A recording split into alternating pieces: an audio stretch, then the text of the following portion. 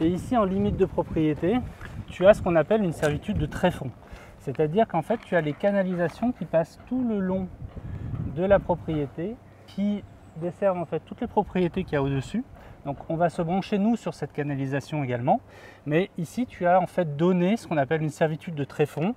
Donc la servitude de tréfonds, ça va être pour tout ce qui va passer dans le sol. Donc c'est pour les canalisations, pour le gaz, l'électricité. Et tu as également une servitude de tréfonds que dans ce cas-là, toi tu as sur ton droit de passage en bas où tes canalisations vont passer. C'est-à-dire que les voisins t'ont donné une servitude de tréfonds et là en l'occurrence c'est toi qui l'as donné. Futur entier, salut à toi, je te souhaite la bienvenue dans cette toute nouvelle vidéo, comme d'habitude, avec Patrick, mon maître d'œuvre. Donc on est sur le terrain de ma construction.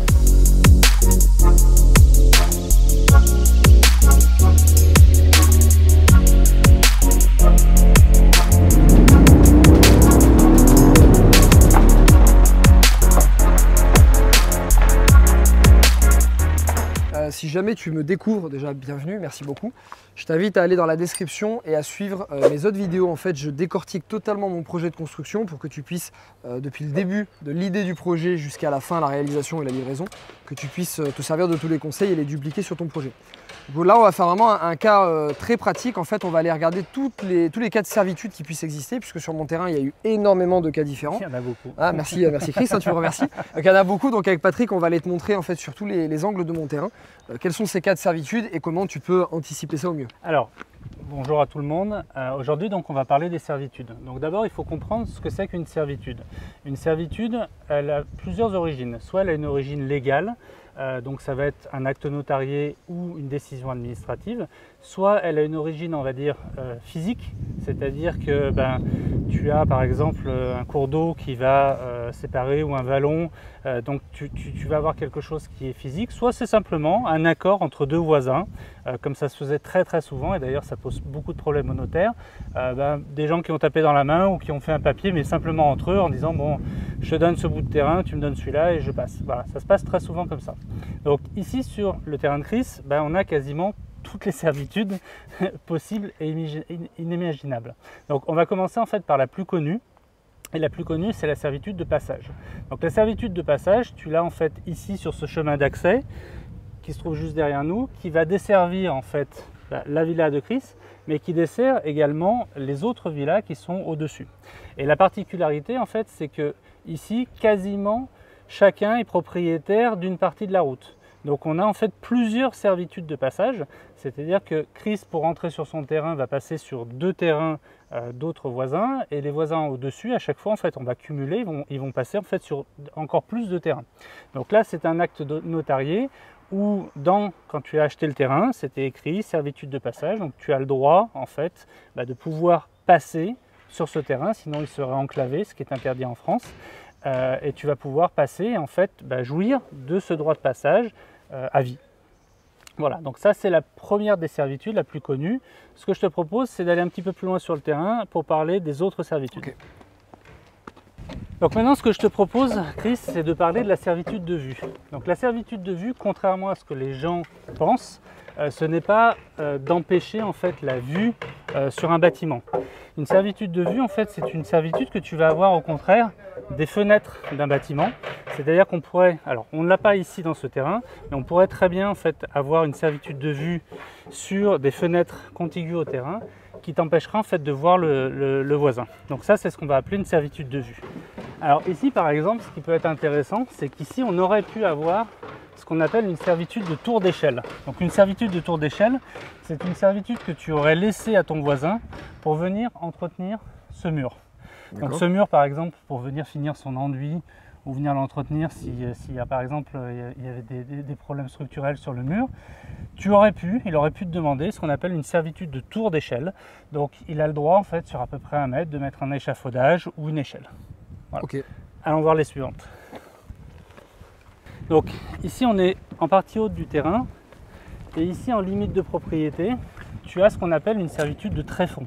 C'est-à-dire qu'en fait tu as les canalisations qui passent tout le long de la propriété, qui desservent donc canalisation de tout à l'égout, qui desservent en fait toutes les propriétés qu'il y a au-dessus. Donc on va se brancher nous sur cette canalisation également. Mais ici tu as en fait donné ce qu'on appelle une servitude de tréfonds. Donc la servitude de tréfonds, ça va être pour tout ce qui va passer dans le sol. Donc c'est pour les canalisations, pour le gaz, l'électricité.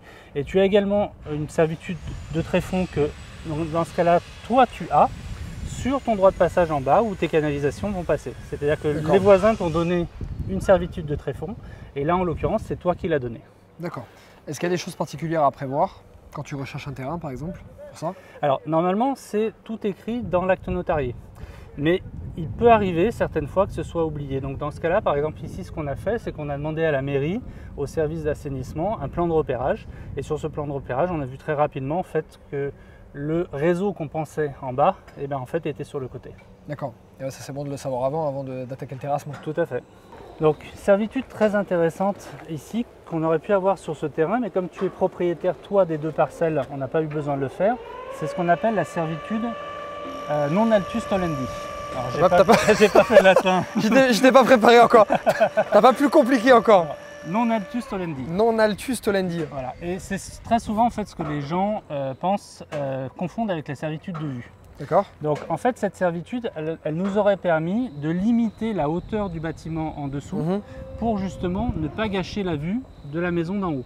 Donc là, comme c'est toi qui es propriétaire des 2 terrains, bah, tu fais ce que tu veux, il n'y a pas de problème. Mais si par exemple tu avais revendu le terrain nu en bas à construire, ce que je t'aurais conseillé, c'est dans l'acte notarié de mettre cette servitude non altus tolendi en disant par exemple que le faîtage de la toiture ne devait pas dépasser telle altimétrie, ce qui aurait permis en fait de ne pas te boucher la vue. Génial, ce qui était le cas au début, parce que la base, je te rappelle si tu n'as pas vu les autres vidéos, le projet de base était une division de terrain et je devais le vendre à quelqu'un pour qu'il fasse cette maison tout seul. Voilà, tout à fait. Excellent. Donc ça c'est une servitude qui est très utile pour te valoir en fait des futurs problèmes, notamment quand tu veux vendre un terrain, quand tu veux faire une division, ce qui est hyper rentable, hein, c'est je pense l'opération la plus rentable, c'est d'acheter un terrain, de le diviser, et si en plus il y a une bâtisse dessus, bah, c'est exceptionnel. Ouais. Voilà, et c'est un moyen en fait de se prémunir avec les nouveaux acquéreurs de ce potentiel élément fâcheux qui pourrait de ne plus avoir de vue. Génial.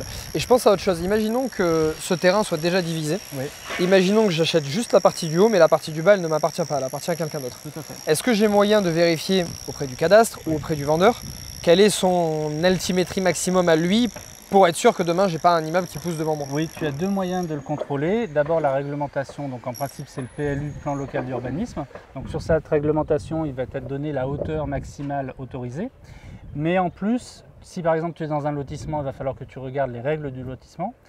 Et en plus, il va falloir que tu demandes sur l'acte notarié s'il n'y a pas en fait une hauteur et une servitude non altus tolendi.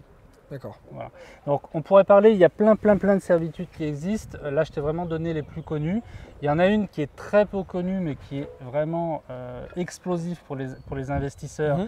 C'est ce qu'on appelle la servitude de cour commune. Okay. Hein, mais bon, ça c'est vraiment quelque chose qu'on réserve à nos participants de formation parce que c'est un élément hyper puissant pour faire des plus-values exponentielles. D'accord, bon bah génial. Écoute, merci déjà pour ces premières servitudes et la non-altus. Non-altus. Ah, je vais m'y faire, bon bah écoute, j'espère que cette vidéo t'a plu.